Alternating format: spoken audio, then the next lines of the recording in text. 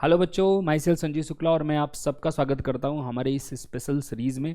ये आपका जो सीरीज़ ऑफ लेक्चर्स है that is on basics of linear algebra.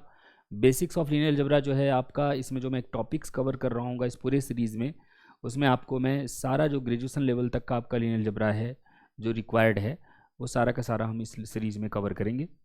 तो आज के लेक्चर में क्या क्या बेसिकली हम कवर करने वाले हैं, चलिए एक बार क्विकली देख लेते हैं।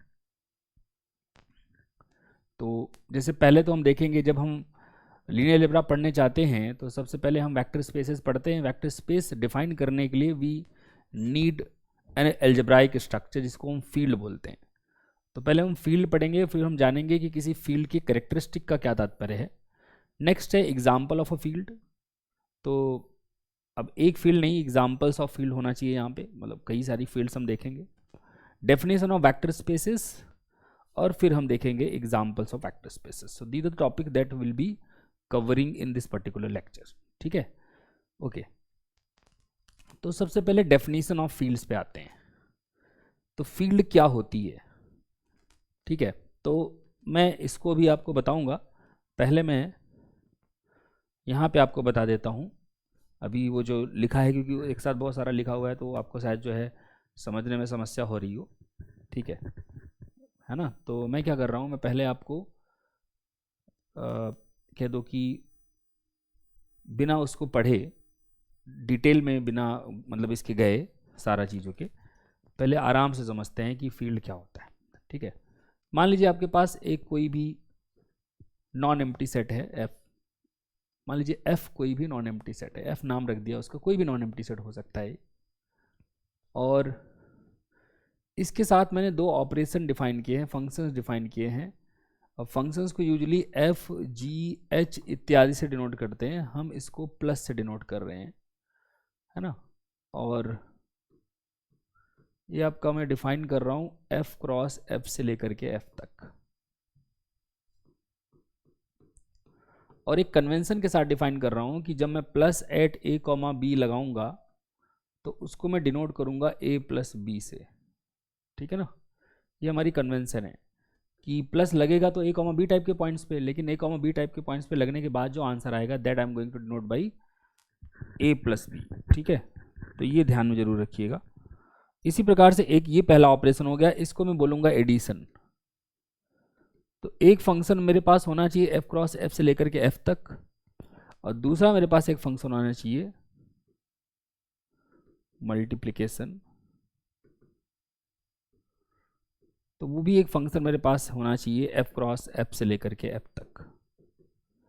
और ये भी ऐसे है कि अगर डॉट किसी ए कॉमा बी पे लगा रहा हूँ मैं, तो उसको मैं लिखूंगा ए इंटू बी, इसका नाम मल्टीप्लिकेशन। अब जो नहीं कि मैं इसका नाम इसको प्लस से डिनोट करता, मैं इसको हैश से भी डिनोट कर सकता था, हैश, और इसको डॉट की बजाय मैं स्टार से भी डिनोट कर सकता था। ठीक है, तो बिट यहाँ पे क्या आ जाता बस, और यहाँ पे क्या रहता है star. So what is hash, what is star. Hash एक फंक्शन है एफ क्रॉस एफ से लेकर के एफ तक, स्टार क्या है, वो भी एक फंक्शन है एफ क्रॉस एफ से लेकर के एफ तक। ऐसे फंक्शंस को हम बाइनरी ऑपरेशंस बोलते हैं, आपने ग्रुप थ्योरी में देखा होगा। ठीक है, जो आपने बाइनरी ऑपरेशंस की डेफिनेशन पढ़ी होगी तो आपने देखा होगा, नहीं अगर आपने पढ़ी तो कोई बात नहीं। ऐसे फंक्शंस को जो एफ क्रॉस एफ से एफ हो उनको हम बोलते हैं बाइनरी ऑपरेशंस ऑन एफ। क्या बोलते हैं, binary operations on F. So basically अगर कहा जाए, पूरा ये जो भी मैंने चित्र बनाया है यहाँ पे आपके समक्ष, इसका केवल इतना मतलब है, मैं केवल इतना कह रहा हूँ कि एफ कोई नॉन एम्प्टी सेट है और हैश और स्टार उस पर दो बाइनरी ऑपरेशन है, ऐसे भी बोल सकते हो आप। एफ कोई नॉन एम्प्टी सेट है और हैश और स्टार दो बाइनरी ऑपरेशन। लेकिन आपको ये भी समझना है कि जब मैं कहूँ कि बाइनरी ऑपरेशन है हैश और star, that means hash and star are functions from F cross F to F, and hash at A comma B will be denoted by A hash B, and hash at A comma star at A comma B will be denoted by A star B.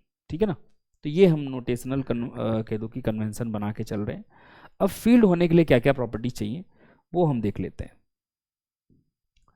तो a non-empty set f together with two functions from f cross f to f respectively called addition, and as usual denoted by plus, and multiplication as usual denoted by dot, is a field if the following conditions are satisfied for all abc belongs to f. If the following conditions are satisfied for all abc belongs to f. पहली condition क्या है, associativity of addition and multiplication. अब ये क्या requirement है इनकी requirement है कि किसी भी A B C belongs to F के लिए अगर आप a plus B plus C करते हैं तो answer will be same as a plus B plus C. ठीक है, नेक्स्ट रिक्वायरमेंट क्या है कि अगर a into B into C करते हैं that will be A B into C, है ना। तो ये हो गई associativity of addition and multiplication. अगली रिक्वायरमेंट क्या है, commutativity of addition and multiplication. That means a plus B plus A बराबर होने चाहिए और ए बी और बी ए बी हर ए और बी के लिए बराबर होने चाहिए। नेक्स्ट है आपका distributivity of multiplication over addition. तो ये कहते हैं कि a into B plus C जो है वो ए बी प्लस ए सी हो जाना चाहिए। a इंटू बी प्लस सी क्या हो जाना चाहिए, ए बी प्लस ए सी। फिर आपका प्रश्न आएगा कि सर फिर अगर ऐसा होता तो, अगर b प्लस सी इंटू ए होता तो आपने कम्यूटेटिविटी पहले ही बता दिया ना, तो इसको आप a into B plus C भी तो लिख सकते हैं। So that will be A B plus A C, है ना। और ए बी को आप चाहो तो बी ए लिख दो और ए सी को चाहे आप सी ए लिख दो। तो b plus C into A will be B A plus C A.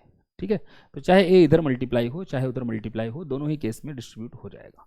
Next, existence of identity elements for addition and multiplication. कह रहे हैं कि एक ऐसे दो एलिमेंट मिलेंगे, there exist distinct elements of f which we denote by 0 and 1 respectively, satisfying these conditions।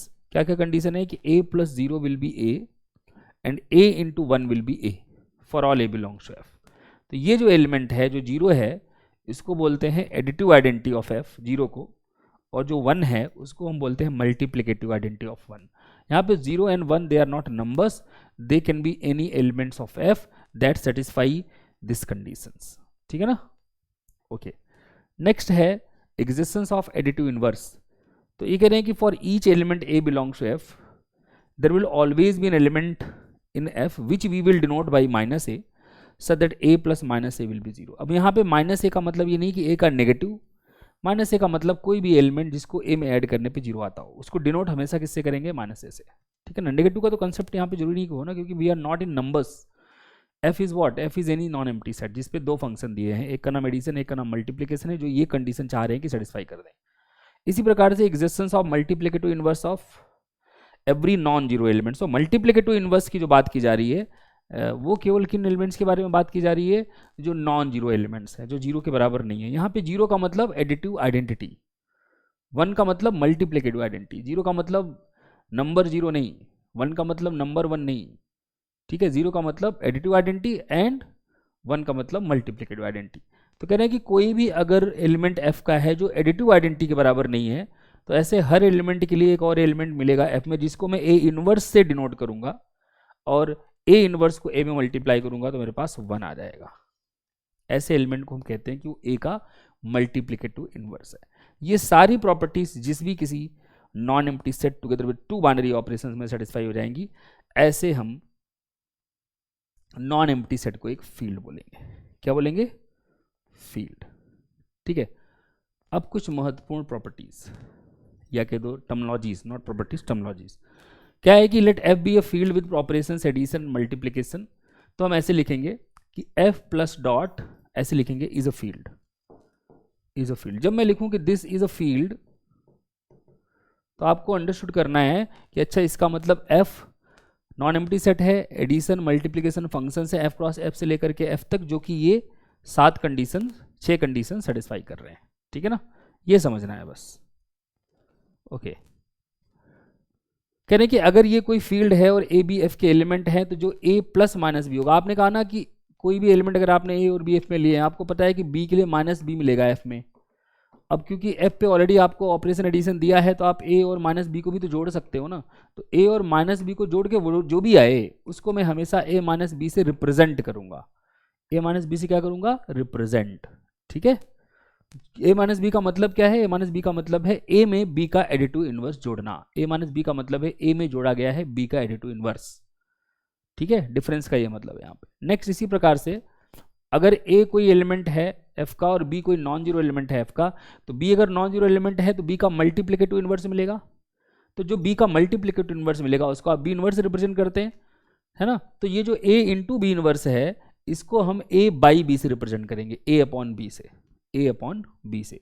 a into B का multiplicative inverse where b is a non zero element of the field f, उसको हम a by B से represent करेंगे। तो बस इतना हमने समझा कि a minus B is notation for a plus minus B, और a into B inverse is notation for a by B is notation for a into B का इनवर्स। सो ये दो नोटेशंस हमने यहाँ पे बनाई हैं। आगे देखिएगा, कह रहे हैं कि अगर a कोई नॉन जीरो एलिमेंट है फील्ड का और n कोई पॉजिटिव इंटीजर है, तो जो a plus A plus A plus A है n टाइम्स, है ना, उसको na से रिप्रेजेंट करेंगे। किससे रिप्रेजेंट करेंगे? na से। ऐसे समझिएगा कि अगर a कोई नॉन जीरो एलिमेंट है फील्ड f का, f जहाँ मैं लिख रहा हूँ फील्ड है, ठीक है ना, और n कोई पॉजिटिव इंटीजर है, तो जो ये a plus A plus A plus A है n times, how many times? n times, this will be represented by na। और अगर a नेगेटिव है तो ये तो पहला हो गया आपका। अगर a कोई f का एलिमेंट है, यहाँ नॉन जीरो एलिमेंट की बात चल रही है, a कोई नॉन जीरो एलिमेंट है, a is a non zero element of f, है ना, और n कोई नेगेटिव इंटीजर हो गया, मतलब n चलो पॉजिटिव ही है, तो जो आपका, चलो n नेगेटिव कह देते हैं, नेगेटिव इंटीजर है, उस केस में n टाइम्स से क्या रिप्रेजेंट करेगा? तो याद रखिएगा उस केस में n times a will represent what? Minus a plus minus a and so on plus minus a, how many times? minus n times, ठीक है। और अगर a जीरो हो गया तो, अगर a जीरो हो गया, सॉरी अगर n जीरो हो गया, n अगर जीरो हो गया और a वही है नॉन जीरो एलिमेंट फील्ड का, तो जो आपका n टाइम्स होगा that will be the zero element, ठीक है। और इसी प्रकार से मल्टीप्लिकेशन में भी हम डिफाइन कर रहे हैं कि अगर मल्टीप्लिकेशन में आपका, अगर a कोई नॉन जीरो एलिमेंट है f का, ठीक है, and if we are talking about a into a n times, this will be a to the power n। ये तब की बात है जब n में कोई पॉजिटिव इंटीजर ले रहा हूँ, ठीक है। इसी प्रकार से अगर a नॉन जीरो एलिमेंट है f का और n कोई नेगेटिव इंटीजर है, क्या है? नेगेटिव इंटीजर, उस केस में जो आपका a की पावर n है वो क्या रिप्रेजेंट करेगा? So that will represent a inverse into a inverse into a inverse, how many times? How many times? Minus n times.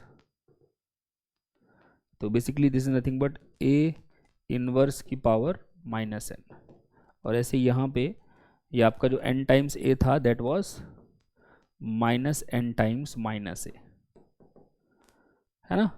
और अगर a जीरो हो गया तो, a नहीं सॉरी n, ये तो नॉन जीरो हम ऑलरेडी लेके चल रहे हैं, सो a is non zero element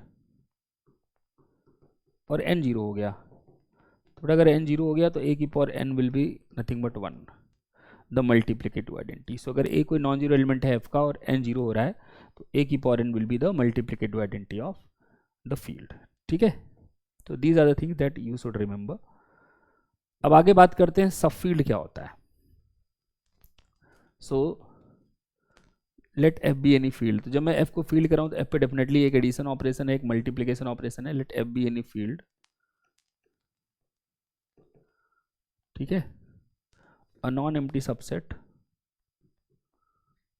a non-empty subset k of f is said to be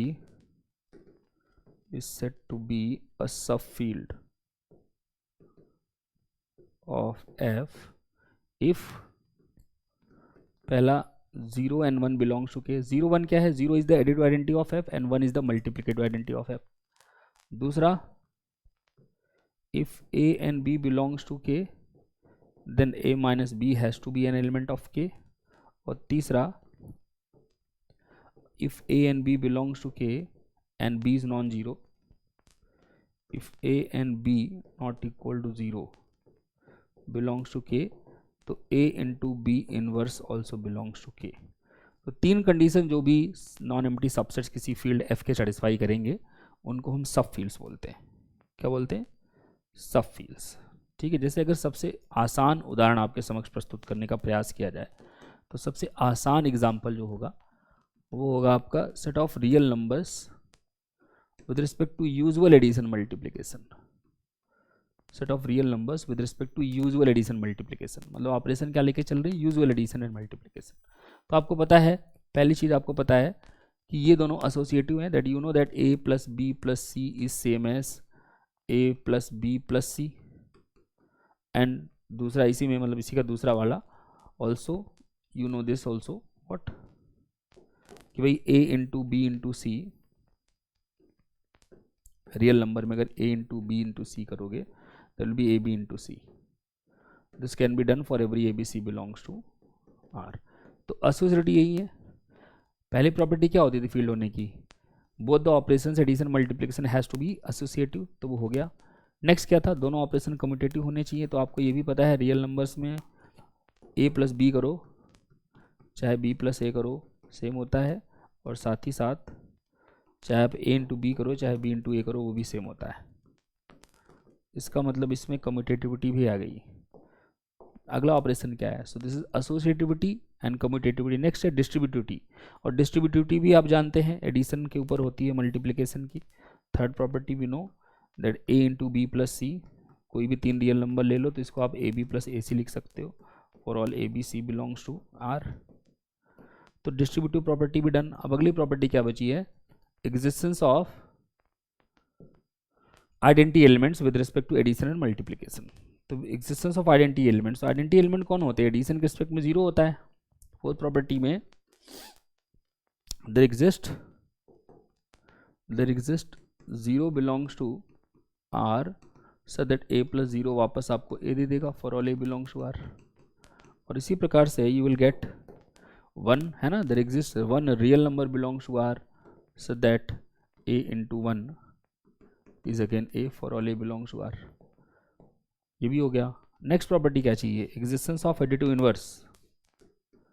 तो अब देखिएगा किसी भी a के लिए, किसी भी a बिलोंग्स टू R के लिए जो माइनस a है नेगेटिव ऑफ a, यहाँ पे माइनस a का मतलब नेगेटिव, जैसे 2 का नेगेटिव -2, 3 का नेगेटिव -3 ऐसे। तो यहाँ minus a represents the negative. हमको पता है हर रियल नंबर में किसी भी, मतलब हर रियल नंबर का नेगेटिव आता है आपका रियल नंबर, ठीक है। तो ऐसे में आपको पता है कि जब a को -a में जोड़ते हैं तो 0 आता है। तो ये प्रॉपर्टी भी डन हो गई। नेक्स्ट प्रॉपर्टी क्या है? नेक्स्ट प्रॉपर्टी है आपका मल्टीप्लिकेटिव इनवर्स। तो कोई भी a अगर आप नॉन जीरो लेते हैं real number, so there exist, मैं a इनवर्स को ले रहा हूँ 1/a, वो भी रियल नंबर ही आएगा अगर ये नॉन जीरो है। और कैसा होगा कि a इंटू a इनवर्स करोगे तो वो a इंटू 1/a होके 1 आ जाएगा।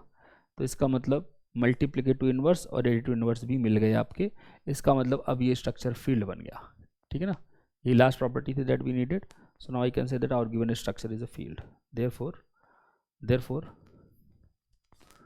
therefore R with respect to usual addition and multiplication is a field,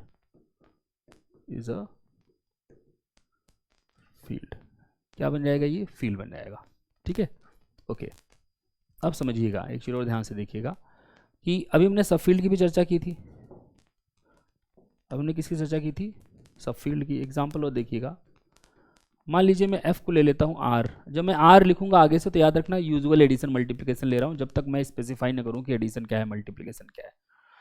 तो अगर मैं बता नहीं रहा क्या एडिशन मल्टीप्लिकेशन है तो यूजुअल एडिशन मल्टीप्लिकेशन है, ठीक है। तो f मैंने इसको ले लिया एक फील्ड, और मान लो मैं k ले रहा हूँ सेट ऑफ रैशनल नंबर्स को। किसको ले रहा हूँ? सेट ऑफ रैशनल नंबर्स को। तो आपको ये पता है देन पहली बात कि 0 और 1 दोनों रैशनल नंबर में आते हैं, दोनों रैशनल होते हैं। दूसरी बात आपको पता है कि कोई भी 2 रैशनल का डिफरेंस लोगे तो वो भी एक रैशनल नंबर आएगा। और तीसरी बात आपको ये पता है कि कोई भी एक रैशनल नंबर ले लो और कोई एक B non zero rational number ले लो, तो आपको पता है कि जब a इंटू बी इनवर्स करोगे that will be a into 1/b which is a/b, और अगर a और b रैशनल है तो a/b भी रैशनल होता है। तो ये जो सेट ऑफ रैशनल नंबर्स है वो तीनों कंडीशन सेटिस्फाई कर रहा है सब फील्ड होने की। तो जो रैशनल नंबर का सेट है वो R की सब फील्ड है। Therefore, set of rational numbers is a subfield of R. Subfield of R, ठीक है, it is a subfield of R, set of rational numbers is a subfield of R, ठीक है।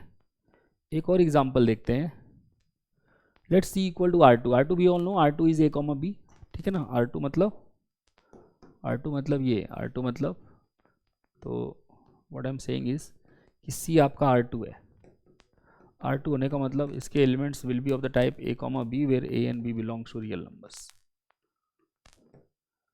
Define an operation of addition and multiplication on C by this: a comma b plus c comma d is a plus c comma b plus d, that means component wise addition। और इसके multiplication कैसे define किया है कि A C minus B D, A C minus B into D plus A D plus B into C. तो वो addition है, ये मल्टीप्लिकेशन है। कह रहे हैं कि प्रूव करो, verify that C is a field. Field के लिए क्या क्या चाहिए होता है? पहला ऑपरेशन चाहिए होता है एसोसिएटिव होना, किसका किसका, एडिशन का भी और मल्टीप्लिकेशन का भी, ठीक है। तो एसोसिएटिव चेक कर लेना, उसमें कोई बड़ी बात नहीं है। तो आप तीन एलिमेंट लीजिएगा, मान लीजिए एक्स वाई जेड तीन एलिमेंट हैं आर टू के। तो एक्स दिख रहा होगा कुछ, ए कॉमा बी या ए वन कॉमा बी वन कह दो, और वाई दिख रहा होगा कुछ ए टू कॉमा बी टू, और जेड रख रहा होगा कुछ कह दो कि ए थ्री कॉमा बी थ्री। अब आपको क्या क्या वेरीफाई करना है? आपको पहला वेरीफाई करना है कि x plus Y plus Z is equal to X plus Y plus Z. और दूसरा क्या वेरीफाई करना है? आपको वेरीफाई करना है कि x into Y into Z is equal to X Y into Z. आप ये वेरीफाई कैसे करोगे? ये सारी वैल्यूज ये अलग कैलकुलेट कर लेना, ये अलग कैलकुलेट कर लेना, देखो दोनों बराबर आ रहे होंगे। ऐसे इसको अलग कैलकुलेट करना, इसको अलग कैलकुलेट करना, देखो दोनों बराबर आ रहे होंगे। कैलकुलेट करते समय ये याद रखना कि ये ऑपरेशन है, जहाँ ऐड करना है वहाँ ये लगाना है, और जहाँ मल्टीप्लाई करना है वहाँ पर ये लगाना है, ठीक है। तो ये ऑपरेशन ज़रूरी हैं। जैसे अगर मैं मान लो सेकेंड वाला करता हूँ, सपोज करो मुझे प्रूव करना है एक्स इंटू वाई जेड वाला। तो एक्स मतलब हो गया A one comma B one, Y Z माने हो गया, वाई जेड मतलब क्या हो गया आपका A two comma B two multiplied by A three comma B three. कैसे मल्टीप्लाई किया गया है वो देख लो। पहला कंपोनेंट पहले कंपोनेंट के साथ, दूसरा कंपोनेंट दूसरे कंपोनेंट के साथ माइनस डिफरेंस करके, है ना। फिर पहला कंपोनेंट चौथे वाले के साथ और दूसरा वाला तीसरे वाले, नहीं, पहला कंपोनेंट दूसरे के साथ और दूसरा कंपोनेंट पहले के साथ, है ना। ये पहला ये दूसरा, ये पहला ये दूसरा, ऐसे समझो। तो पहला कंपोनेंट पहले वाले के साथ माइनस दूसरा कंपोनेंट दूसरे वाले के साथ, कॉमा पहला कंपोनेंट दूसरे वाले के साथ प्लस दूसरा कंपोनेंट पहले वाले के साथ, ऐसे करना है ना। तो यही चीज़ यहाँ पे करिए।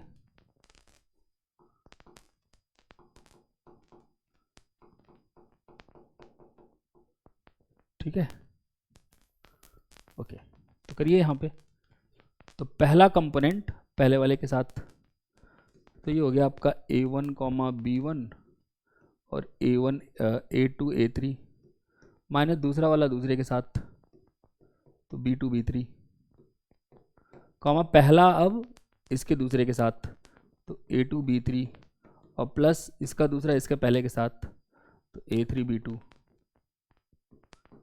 अब आपका ये पहला कंपोनेंट हो गया, ये दूसरा कंपोनेंट हो गया, और ये पूरा पहला कंपोनेंट हो गया, ये आपका दूसरा कंपोनेंट हो गया, ठीक है। तो क्या डेफिनेशन है? पहला कंपोनेंट पहले के साथ, है ना, तो रहेगा A one into A two A three minus B two B three, पहला पहले के साथ प्लस दूसरा माइनस माइनस माइनस दूसरा दूसरे के साथ, तो B one into A two B three plus A three B two, comma अब पहला दूसरे के साथ और दूसरा पहले के साथ, तो A one into A two B three plus A three B two, comma B one into, comma नहीं यहाँ प्लस आएगा, plus B one into A two A three minus B two B three. अब देखो ये calculate करने में कितना difficult सा लग रहा है ना, बट कैलकुलेट आप कर पाओगे। This will be A one A two A three minus A one B two B three minus B one A two B three minus B one A3B2 comma A1 A2 B3 plus A1 A3 B2 plus B1 A2 A3 minus B1 B2 B3, ये जो आया है यही same अब आप verify करना similarly, क्योंकि ऐसे कैलकुलेशन करनी है। सिमिलरली आप ये कैलकुलेट करना, एक्स वाई पहले कर लेना, जेड बाद में कर लेना, तो आप देखोगे कि वो वाला इसी के बराबर आ रहा होगा। ठीक है, इसी के बराबर है ना। तो ये हो जाएगा आपका A1, चलो कर ही लेते हैं, A1 A2 और यहाँ पर जाएगा B1 B2 और यहाँ पर जाएगा A1 A2 नहीं था, A1 B1 था और यहाँ पे था A2 B2 और यहाँ पे था A3 B3, है ना। थोड़ा पकाऊ काम है बस ये, बट हो जाएगा। ठीक है, और इतना सारा मल्टीप्लाई करना कर लोगे ना यार, ये कर लेना, वेरीफाई करना है, बराबर आएंगे, वेरीफाई कर लेना, ऐसे ही करना है बस, वेरीफाई करना कि X Y Z is equal to X into Y Z. ये आपने ऑलरेडी निकाल लिया है, ये यहाँ से निकाल लेना, देखोगे यही सारा आ जाएगा वापस। तो एसोसिएटिविटी डन हो जाएगी, ऐसे एडिशन वाली भी डन हो जाएगी। एसोसिएटिविटी के बाद नेक्स्ट प्रॉपर्टी क्या है, कम्यूटेटिविटी। कम्यूटेटिविटी कैसे देखोगे, देखो कम्यूटेटिविटी के लिए क्या है कि अगर आप x आपने मान लो A1 कॉमा B1 लिया हुआ है, y आपने A2 कॉमा B2 लिया हुआ है, अगर मैं x प्लस वाई करूँ तो by definition A1 plus A2 comma B1 plus B2 आ जा रहा है, जिसको क्या फर्दर लिख सकते हो A1, इसको लिख सकते हो आप A2 plus A1 comma B2 plus B1, जो कि कुछ और नहीं बल्कि है क्या, दिस इज नथिंग बट पहले किसका कंपोनेंट है, y का, तो y प्लस एक्स है ना, दूसरा x का है तो x plus Y equal to Y plus X. ऐसे ही मल्टीप्लिकेशन वाला सिमिलरली वेरीफाई करना। सिमिलरली जब x इंटू वाई कर रहे हो तो क्या आ रहा है, ये हो गया पहला, x इंटू वाई कर रहे हो तो क्या आ रहा है, A1 A2 minus B1 B2 comma A1 B2 plus B1 A2, और y इंटू एक्स करो जरा, y इंटू एक्स करोगे तो आएगा A2 B2 इंटू में A1 B1। सो पहला कंपोनेंट पहले से, सो A2 A1 माइनस दूसरा दूसरे से B2 B1 कॉमन, पहला दूसरे से तो A2 B1 प्लस दूसरा पहले से तो B2 A1, यही आ गया ना, A1 B2 ये रहा A1 B2 plus B1 A2 ये रहा B1 A2, और यहाँ पे है A1 A2 ये रहा माइनस B1 B2 ये रहा, तो ये वापस से किसके बराबर आ गया, एक्स वाई के। तो कम्यूटेटिविटी भी है, ठीक है, एसोसिएटिविटी भी है, कम्यूटेटिविटी भी है, और अब हमको बात करनी है एग्जिस्टेंस ऑफ आइडेंटिटी एलिमेंट, है ना। Now we have to talk about existence of identity element. ठीक है, जस्ट अ मिनट।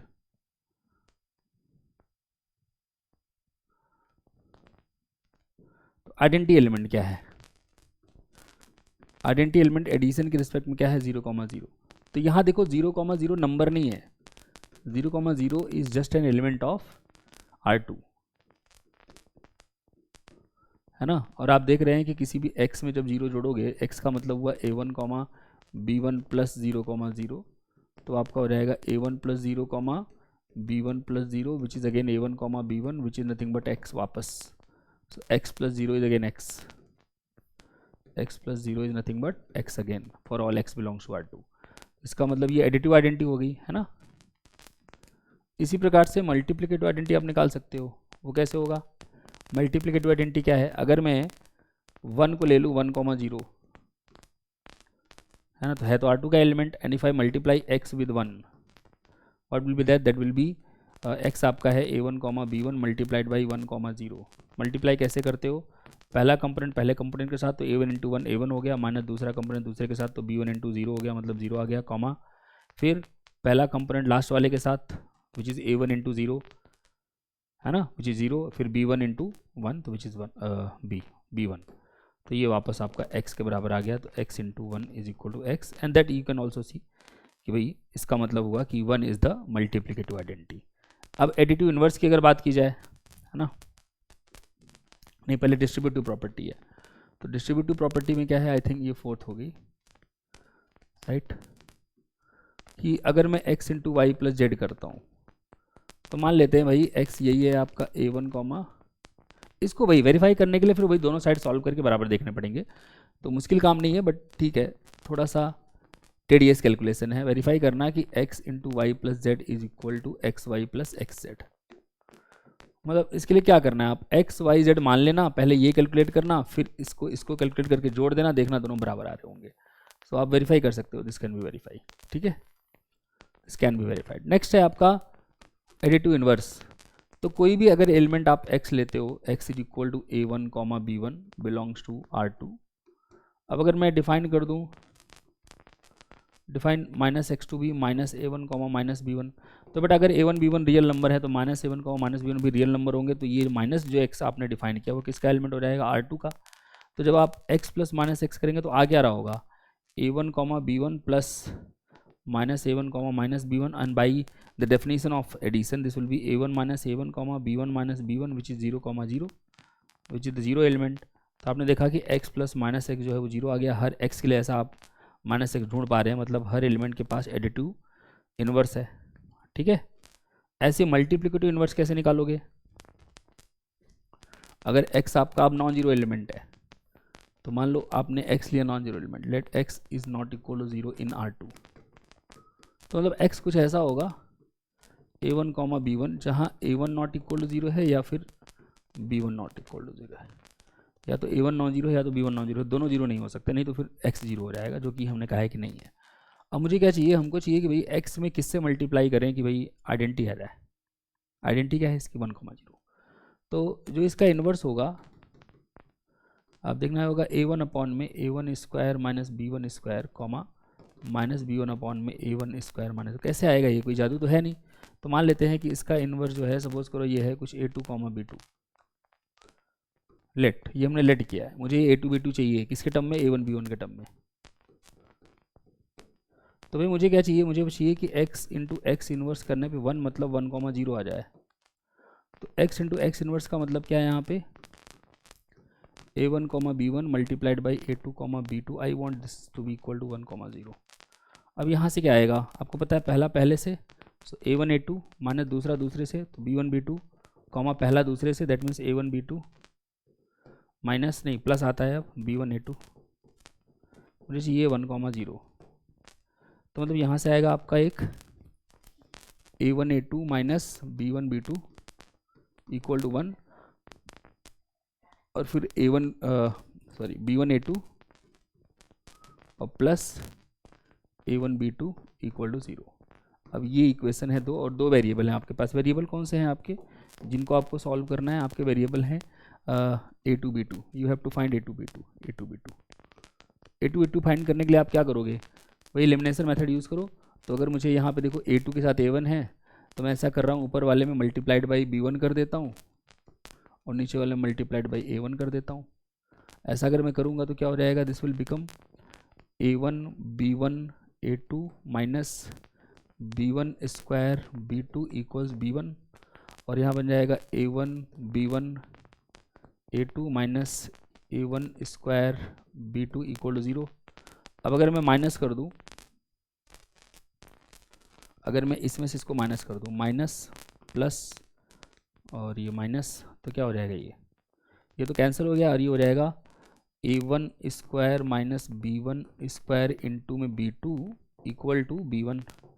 तो यहाँ से b2 की वैल्यू कितनी आ गई, b1 अपॉन में a1 square minus b1 square, और ये वेल डिफाइंड है क्योंकि either a1 in non zero और b1 इन नॉन जीरो, तो इसमें कोई दिक्कत नहीं है, दोनों एक साथ जीरो नहीं हो रहे हैं, है ना।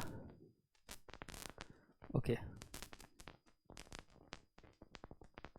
एक मिनट, यहाँ माइनस नहीं था, यहाँ तो प्लस था ना ऑलरेडी, सॉरी यहाँ गड़बड़ हो गया, वही तो यहाँ प्लस था ना ऑलरेडी, देखना ध्यान से, दैट इक्वेशन वाज प्लस, यहाँ देखो प्लस है तो यहाँ माइनस आ जाएगा, अभी तो सब चौपट हो जाता, यहाँ माइनस आ जाएगा तो यहाँ माइनस आएगा, तो यहाँ से जो आपका ये प्लस रहेगा, है ना, माइनस दोनों का कॉमन हो गया। सो b2 की वैल्यू इनफैक्ट आएगी माइनस b1 अपॉन में a1 square plus b1 square, और ये b2 की वैल्यू जब आप किसी में भी पुट कर दो, चाहे 1 में चाहे 2 में, तो चाहे इसी में पुट करके देख लेना, वेरीफाई कर लेना कि जो आपकी a2 की वैल्यू आ रही होगी that will be nothing but what, कर ही लेते हैं सॉल्व। आप यहाँ पे पुट करके देखो तो ये हो जाएगा a1 a2 minus b1 into b2 की वैल्यू क्या है minus b1 upon a1 square plus b1 square equal to 1, है ना।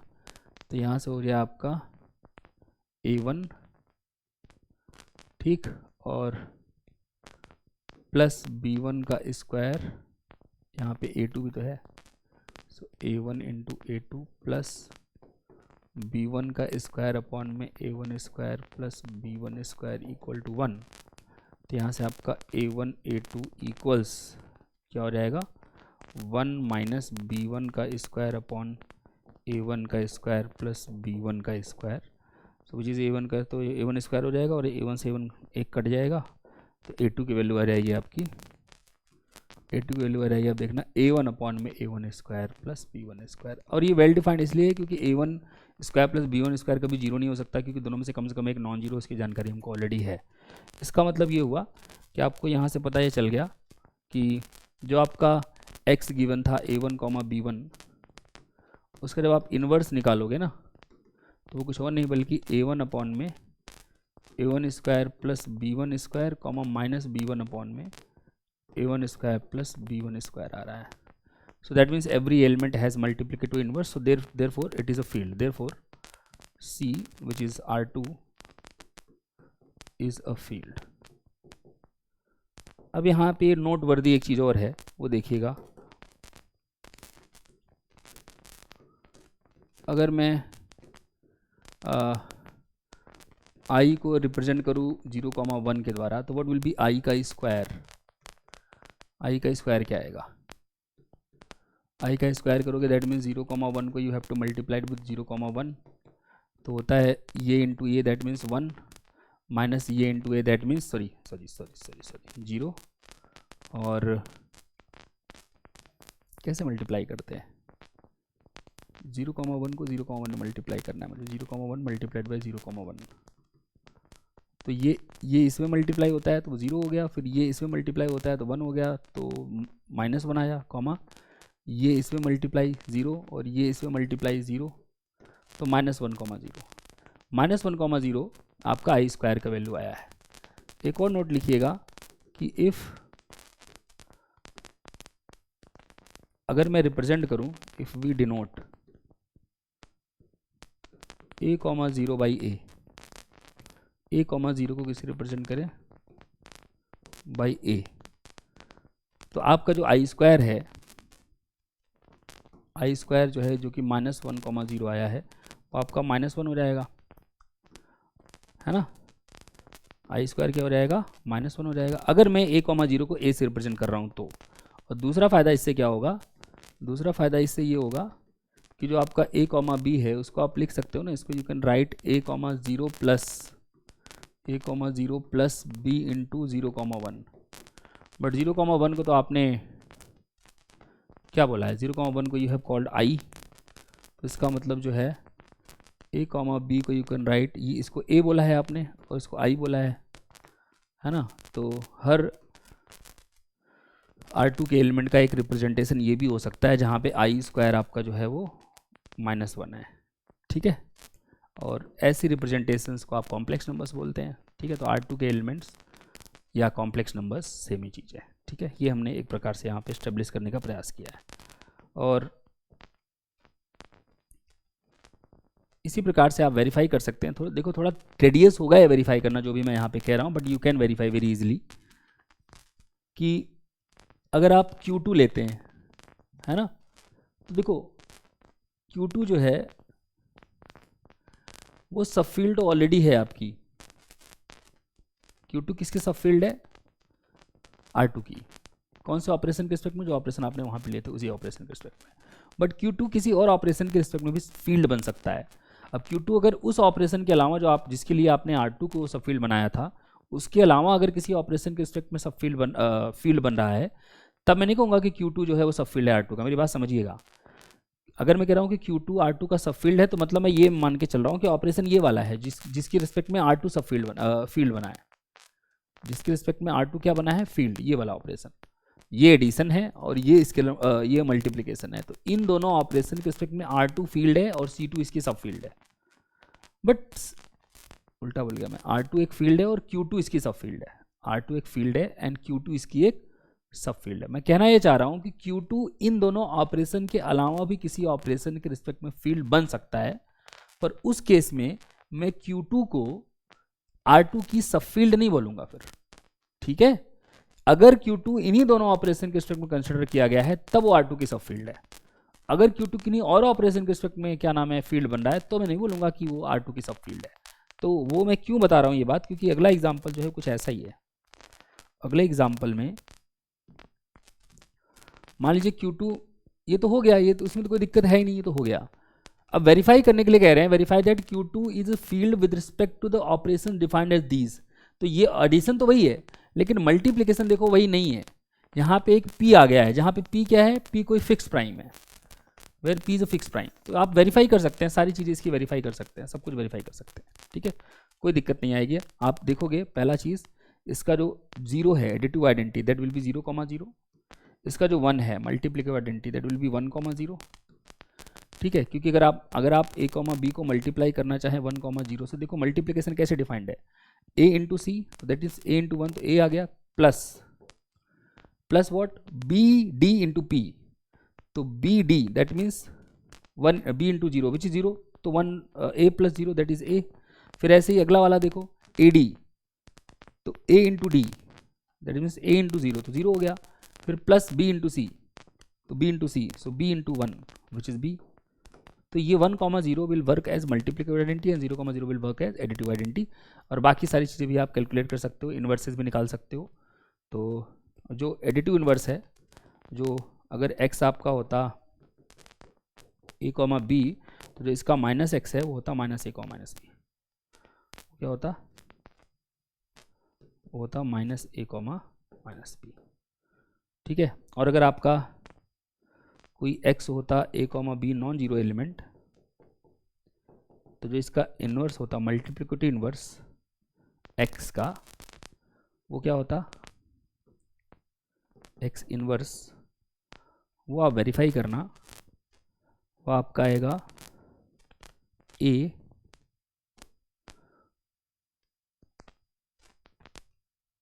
अपॉन में A square minus PB square comma minus B upon में A square minus PB square. ठीक है,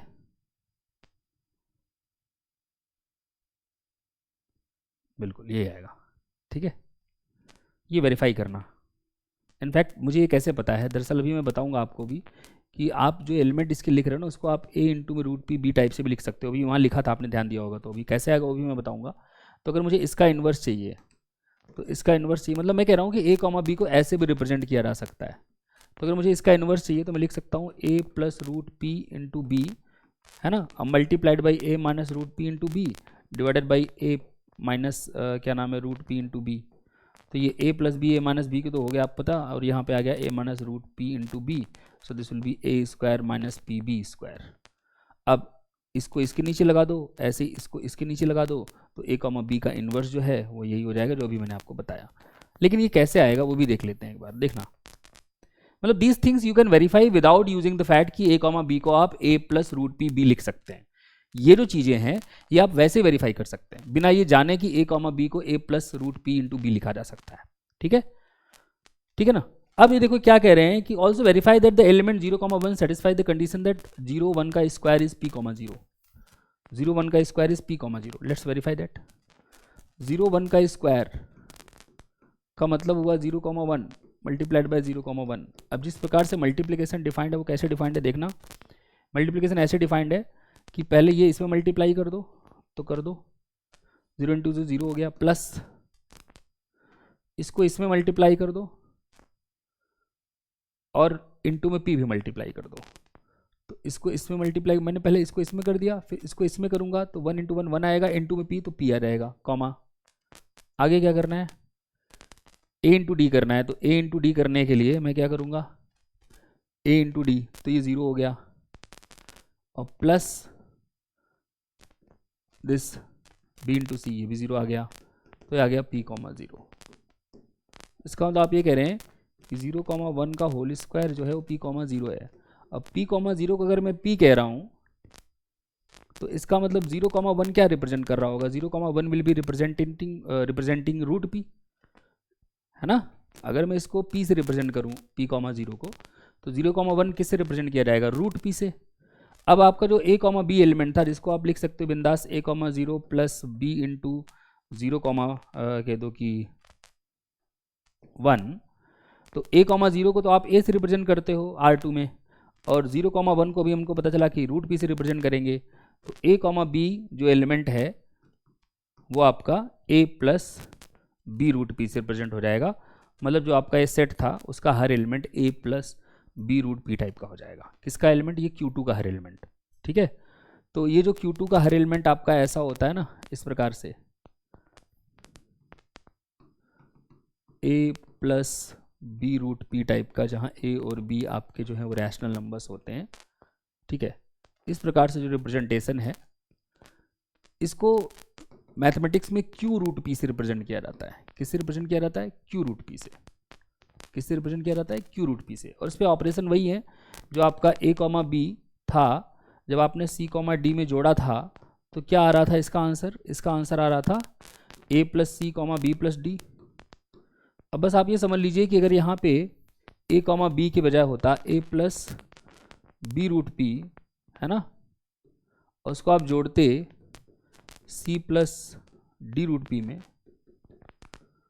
तो इसका आंसर क्या आता है, a प्लस सी और plus B plus D root p।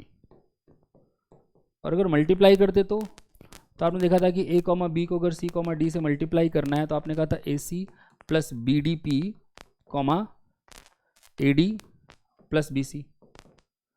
अब अगर मैं इसका रूप दूसरा वाला लिख दूं a plus B root p और इसको लिख दूं c plus D root p, तो मल्टीप्लाई करने पे क्या आएगा, there will be A C plus B D P और plus A D plus B C root p, ठीक है। जैसे आप मल्टीप्लाई करते हो यूजली कैसे मल्टीप्लाई करोगे, यूजली कैसे मल्टीप्लाई करोगे, इसको इसके साथ मल्टीप्लाई करोगे प्लस इसको इसके साथ मल्टीप्लाई करोगे प्लस, ऐसे सबको एक दूसरे के साथ 4 टर्म्स आएंगी, तो जो रूट p वाली 2 टर्म्स उनको एक साथ रख लिया, बिना रूट p वाली 2 टर्म्स को अलग कर दिया, ठीक है। तो इस प्रकार से एडिशन मल्टीप्लिकेशन डिफाइन करके q रूट p को आप फील्ड दिखा सकते हो, ठीक है। तो ये q रूट p कुछ और नहीं बल्कि क्या है, q2 है, q क्रॉस q है, और जो ऑपरेशन है इस पे एडिशन मल्टीप्लिकेशन वो आपके वो ऑपरेशन है जो आपने उसके टर्म में डिफाइन करे थे, क्या नाम है, ऑर्डर्ड पेयर के टर्म में। हालांकि उनका जब आप ये रिप्रेजेंटेशन लिखोगे तो ऐसे भी डिफाइन किए जा सकते हैं, और यूजुअली जब आप इंट्रोड्यूस किया जाता है तो कभी Q2 बोलते नहीं इसको, है ना, इसको बोलते Q रूट P ही है। पर मैंने आपको पूरा बता दिया कि ये कहाँ से आया है, क्या इसका स्ट्रक्चर है, और कई सारे तरीके हैं इसी चीज़ को समझाने के। जब आप फील्ड एक्सटेंशन वगैरह पढ़ते हैं CSIR में तो वहाँ पे Q रूट P समझाने का अलग ही तरीका है, ठीक है ना। तो यहाँ पे हमने कुछ अलग तरीके से समझाया जिसपे कि किसी रिंग थ्योरी के कंसेप्ट की रिक्वायरमेंट ही नहीं है, ठीक है ना। ओके, इसी प्रकार से नेक्स्ट आप ये वेरीफाई कर सकते हो कि अगर आप नंबर्स ले लो, इंटीजर्स, पॉजिटिव इंटीजर्स कह दो, नॉन नेगेटिव इंटीजर्स इनफैक्ट, 0 से लेकर के p-1 तक फॉर एनी प्राइम p, ठीक है। पॉजिटिव इंटीजर के बजाय हाँ पॉजिटिव प्राइम लिखना चाहिए मुझे, पॉजिटिव प्राइम, ठीक है। क्या होना चाहिए यहाँ पे, पॉजिटिव प्राइम।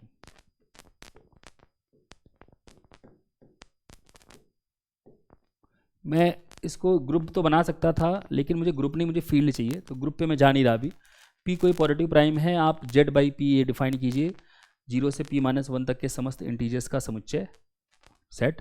अगर np रिप्रेजेंट कर रहा है remainder after dividing n by p, है ना, तो पहली चीज़ तो ये हुआ कि अगर किसी भी नेचुरल नंबर को p से डिवाइड करो तो रिमाइंडर 0 से लेकर के p-1 तक ही कोई आएगा, तो वही ये कह रहे हैं कि np हमेशा इसका एलिमेंट बन जाएगा क्योंकि रिमाइंडर 0 से p-1 तक ही कुछ आ सकता है। दूसरा, अगर आप कोई जेड का ही एलिमेंट लेते हैं, इसका ही एलिमेंट लेते हैं, तो ये तो ऑलरेडी 0 से p-1 तक के नंबर्स हैं, तो इनको p से डिवाइड करने पर रिमाइंडर वापस यही आएंगे। तो कोई भी i अगर आपने यहाँ से उठाया है तो उसको p से डिवाइड करने पर रिमाइंडर यही आएगा। ठीक है, और ये वेरीफाई किया जा सकता है कि ये जो सेट है it is a field with respect to following operations, कि अगर आप एन पी को जोड़ना चाहो के पी में तो आंसर होगा एन प्लस के पी। इसका मतलब क्या है? इसका मतलब ये है, इसका मतलब क्या है? इसका मतलब ये है कि अगर मैं n क्या है यहाँ पे, एन पी का मतलब क्या है कि n को p से डिवाइड करने के बाद जो रिमाइंडर आता है दैट, तो इस रिमाइंडर में ये रिमाइंडर जोड़ो तो इन दोनों को जोड़ के जो रिमाइंडर आता है p से डिवाइड करने के बाद वो आंसर आएगा। और ऐसे ही अगर मैं n को p से डिवाइड करने के बाद जो रिमाइंडर आता है उसको अगर k को p से डिवाइड करने के बाद जो रिमाइंडर आता है उसमें मल्टीप्लाई करूं तो कह रहे हैं कि nk को p से डिवाइड करने के बाद जो रिमाइंडर आएगा उसके बराबर कर दो। तो ये दोनों ऑपरेशन के रिस्पेक्ट में वेरीफाई किया जा सकता है कि ये जो स्ट्रक्चर है ये भी एक फील्ड स्ट्रक्चर बनाता है। ठीक है ना, इसको बोलते हैं जेड। अब आपके लिए एक होमवर्क है, ये ट्राई जरूर कीजिएगा कि अगर आपका आर इन्फिनिटी है, R union infinity and define these operations, तो आप पता कीजिए कि ये अलजेब्राइक स्ट्रक्चर जो है फील्ड बनाता है या नहीं बनाता है। This is your homework. ठीक है, ट्राई कीजिएगा। अब नेक्स्ट कंसेप्ट आता है what is characteristic of a field. So let F plus dot B any field then the characteristic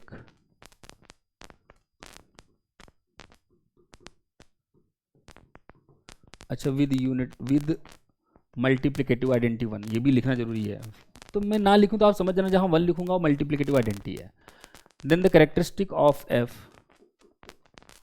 is the least positive integer n such that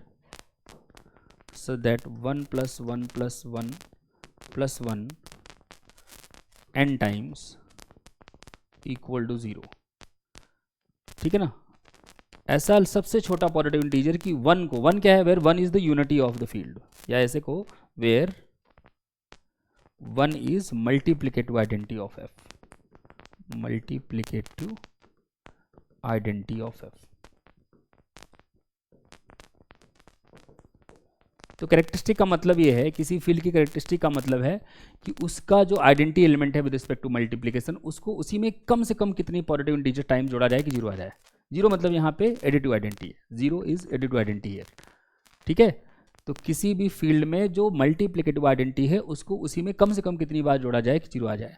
अच्छा, ऐसा हो सकता है कि ऐसा मिले ही ना कोई n, है ना, जैसे रियल नंबर लो अगर आप फील्ड, तो उसमें 1 को 1 में कितनी बार जोड़ोगे 0 आ जाए। आप कितनी बार भी जोड़ लो कभी 0 नहीं आएगा, कभी भी 0 नहीं आएगा। इसका मतलब जो कैरेक्टरिस्टिक है सेट ऑफ रियल नंबर की, उसके बारे में हम कुछ कह नहीं सकते। ऐसे केसेस में हम बोलते हैं कि जो कैरेक्टरिस्टिक है फील्ड की वो 0 है।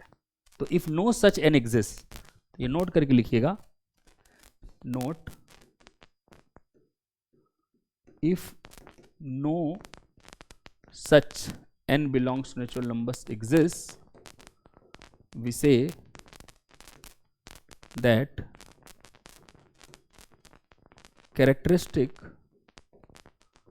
of f is 0। अगर ऐसा कोई नहीं मिला तो हम बोलते हैं कैरेक्टरिस्टिक 0 है। जैसे एग्जांपल के लिए, और एक नोट पहले और लिख लो, characteristic of a field, characteristic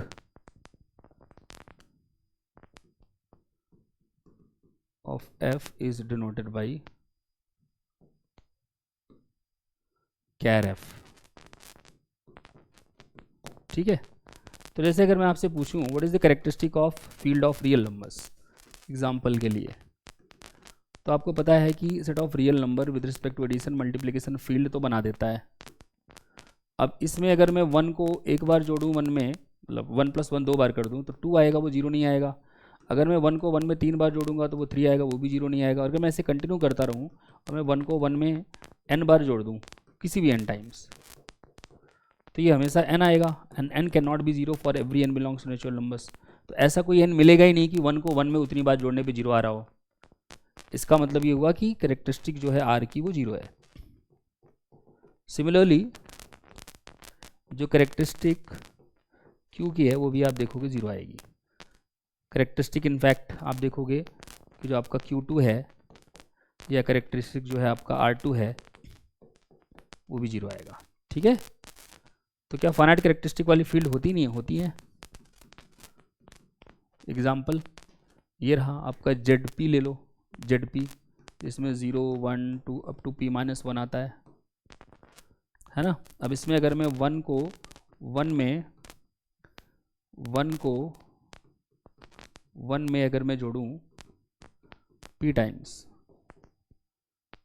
how many times? P times, तो क्या हो जाएगा? This will be 1 + 1 + 1 + 1 P times divided by P, remainder लिखना पड़ेगा आपको। तो मतलब आप कहना चाह रहे हो कि P को P से डिवाइड करके रिमाइंडर कितना आएगा? वो 0 आता है। तो इसका जो कैरेक्टरिस्टिक है, और 1 को P से कम टाइम जोड़ोगे ना तो कभी भी 0 नहीं आएगा, क्योंकि P अपने से छोटे नंबर को डिवाइड नहीं करेगा कभी भी। तो P तक आना है, सबसे छोटा P ही मिलेगा, जिसको 1 जितने टाइम्स 1 में जोड़ोगे तो 0 आएगा। सो कैरेक्टरिस्टिक जो है ZP का वो आपका P हो जाएगा। तो Z3 का कैरेक्टरिस्टिक 3 है, Z2 का कैरेक्टरिस्टिक 2 है। तो फाइनाइट कैरेक्टरिस्टिक वाली फील्ड्स भी होती हैं। और क्वेश्चन ये है कि फाइनाइट कैरेक्टरिस्टिक की जो फील्ड है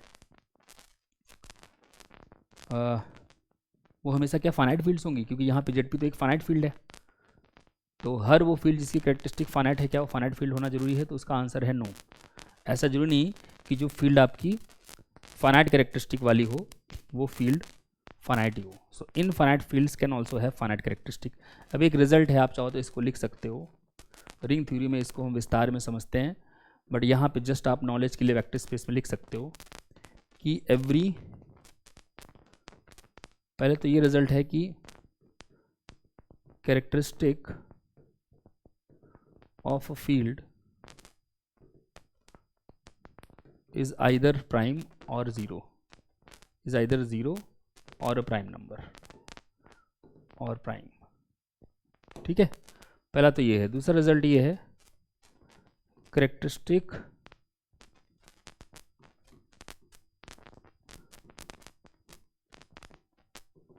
of a finite field is always prime।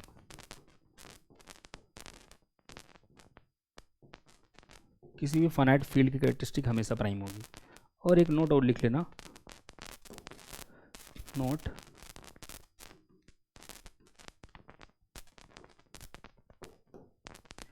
an infinite field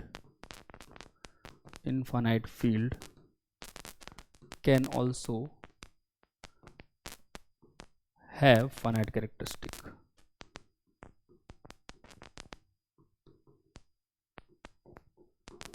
an infinite field can also है फाइनाइट कैरेक्टरिस्टिक, या कह दो प्राइम कैरेक्टरिस्टिक। फाइनाइट का मतलब यहाँ प्राइम से ही है, प्राइम ही होगा, या तो 0 होगा या तो प्राइम होगा, है ना। एग्जाम्पल क्या है उसका? एग्जाम्पल ये है, एक हम ये बनाते हैं Z3 या ZP भी ले सकते हो, कोई भी प्राइम ले सकते हो, ZPX। इसके एलिमेंट आते हैं fx अपॉन में gx टाइप के, मतलब कोसेंट्स ऑफ पॉलिनोमियल्स, जहाँ पे fx क्या है? fx gx are polynomials with coefficients from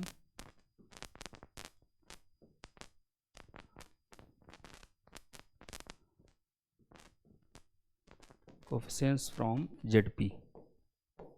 तो आप देख सकते हो कि जो यूजुअल एडिशन है कोसेंट्स का और मल्टीप्लिकेशन है कोसेंट्स का, उसके रिस्पेक्ट में ये एक इनफाइनाइट फील्ड बन रही है पहली बात तो, लेकिन इसकी कैरेक्टरिस्टिक जो है P ही आएगी, इसकी कैरेक्टरिस्टिक भी प्राइम P आएगी। So this is an infinite field with finite characteristic. Ring theory में इसको हम विस्तार में देखेंगे, बट अभी जस्ट ये रिजल्ट याद रखना कि आपके पास प्राइम कैरेक्टरिस्टिक की इनफाइनाइट फील्ड्स भी हो सकती हैं। ठीक है, ये है वो। ओके, तो फील्ड्स के बारे में सारी जानकारी और सब फील्ड्स के बारे में सारी जानकारी अर्जित करने के पश्चात अब हम तैयार हैं वेक्टर स्पेस की डेफिनेशन जानने के लिए। ठीक है, तो वेक्टर स्पेस क्या होता है? तो अब यहाँ पे ध्यान से देखिएगा, a non empty set V is said to be a vector space vector space over a field F if we can find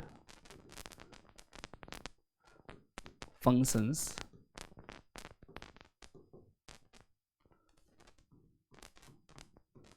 v cross v से v, और इसमें रिप्रेजेंटेशन ये लिखना है कॉल्ड एडिशन या वेक्टर एडिशन, क्या कहते हैं इसको, जो क्या काम करता है इसमें, एंड हम ये कहते हैं कि जो plus at x comma Y है ना, उसको हम x प्लस वाई से रिप्रेजेंट करेंगे, रिप्रेजेंटेशन, ठीक है ना। और दूसरा ऑपरेशन चाहिए मुझे एक डॉट, ठीक है, क्या चाहिए, डॉट, जो हो f क्रॉस v से लेकर के v तक, इसका नाम है स्केलर मल्टीप्लिकेशन, स्केलर मल्टीप्लिकेशन, है ना। अब इसमें क्या होगा कि डॉट अगर अल्फा कॉमा एक्स पे लगा रहे हो तो उसको अल्फा एक्स लिखोगे, क्या लिखोगे, alpha X. If we can find functions such that the following conditions hold. पहली कंडीशन क्या है कि x plus Y is equal to Y plus X for all X Y belongs to V, that means commutativity of vector addition. दूसरा x plus Y plus Z is equal to X plus Y plus Z for all X Y Z belongs to V, that means associativity of vector addition. तीसरा, there exist an element 0 belongs to V called zero vector such that x plus 0 is equal to x for all x belongs to v. चौथा, for every x belongs to v there exists minus x belongs to v such that x plus minus x equal to the zero vector. पांचवा, alpha times x plus y is equal to alpha times x plus alpha times y for every alpha belongs to f and for every x y belongs to v. अब यहाँ पे एक चीज़ समझने वाली है, वो ये है कि जब आप v के दो एलिमेंट को जोड़ रहे हैं तो वो वेक्टर एडिशन है। यहाँ पे जब आप मल्टीप्लाई वाला ऑपरेशन यूज़ कर रहे हैं तो यहाँ पे मल्टीप्लाई वाला ऑपरेशन जो है, यहाँ पे ये फील्ड का एलिमेंट है और ये v का एलिमेंट है, तो यहाँ जो मल्टीप्लिकेशन है वो आपका स्केलर मल्टीप्लिकेशन है। यहाँ पे भी जो मल्टीप्लिकेशन है वो स्केलर मल्टीप्लिकेशन है, क्योंकि जब भी एक फील्ड का एलिमेंट एक वेक्टर के एलिमेंट से, वेक्टर स्पेस के एलिमेंट से मल्टीप्लाई होगा v के एलिमेंट से, तो multiplication will be the scalar multiplication.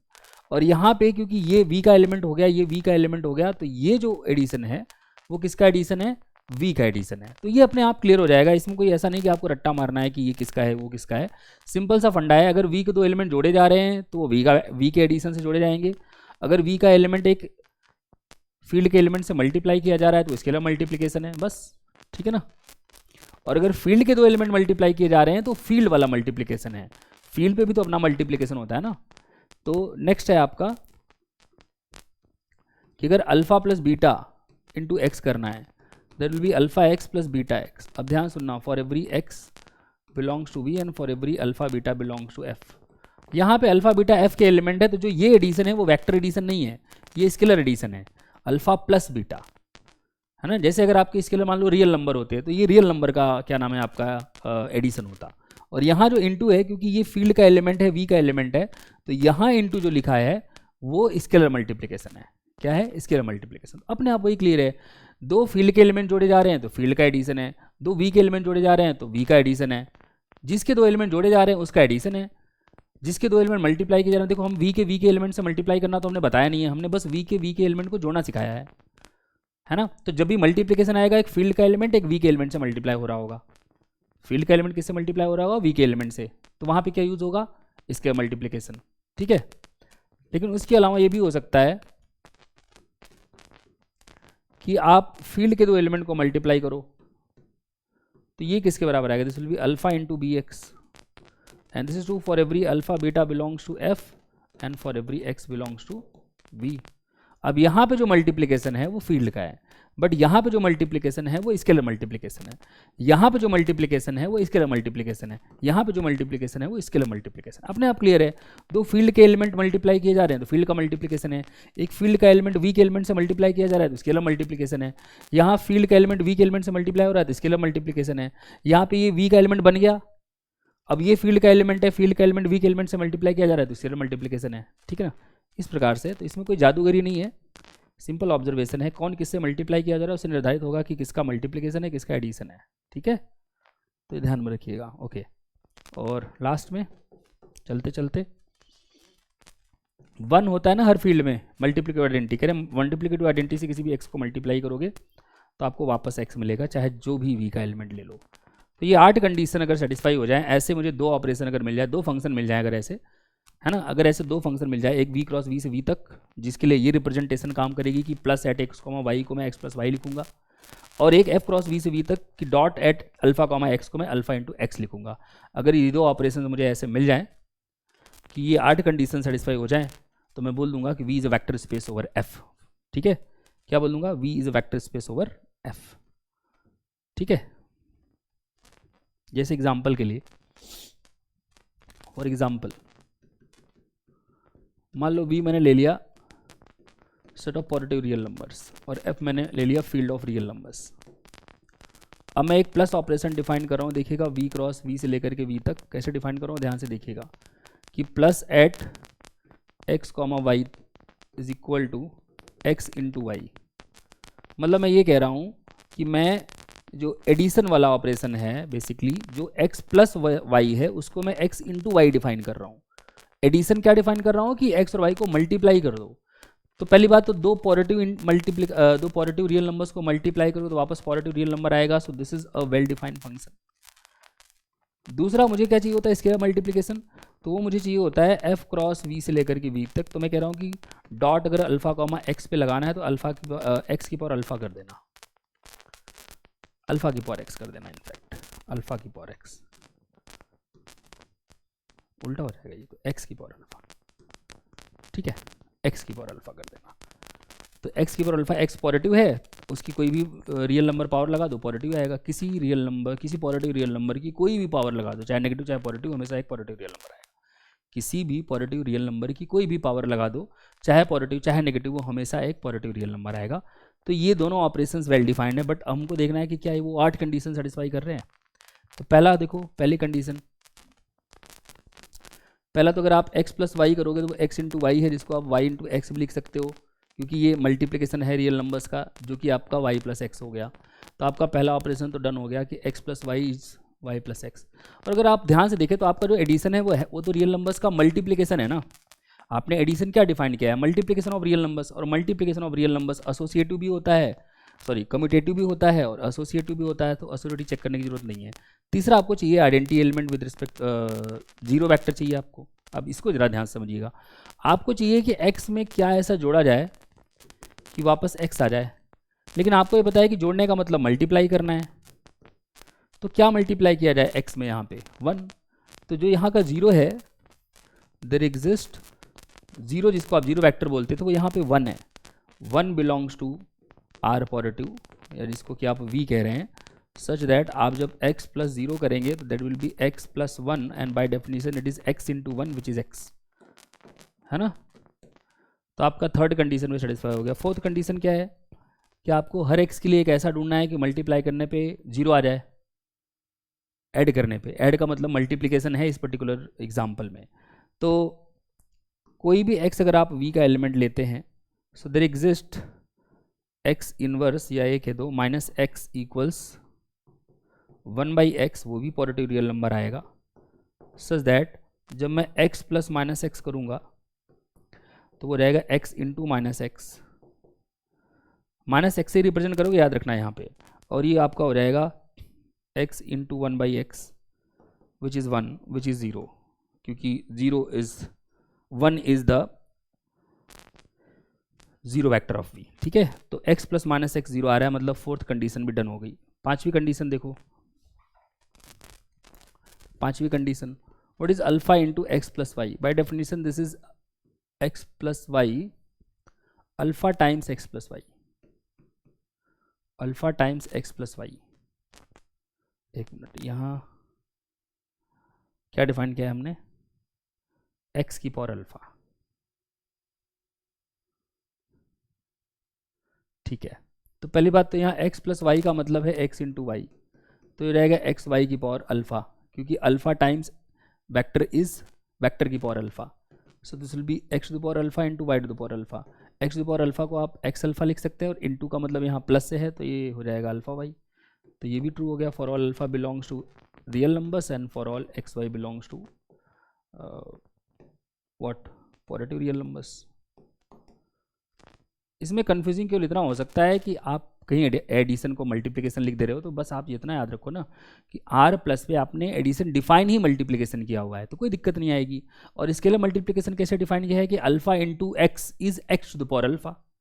Next क्या है आपका कि alpha plus beta into X, that is X to the power alpha plus beta, जिसको आप लिख सकते हो X to the power alpha into X to the power beta, लेकिन इंटू का मतलब तो प्लस है यहाँ, तो X to the power alpha plus X to the power beta, तो ये हो जाएगा आपका alpha times X plus beta times x.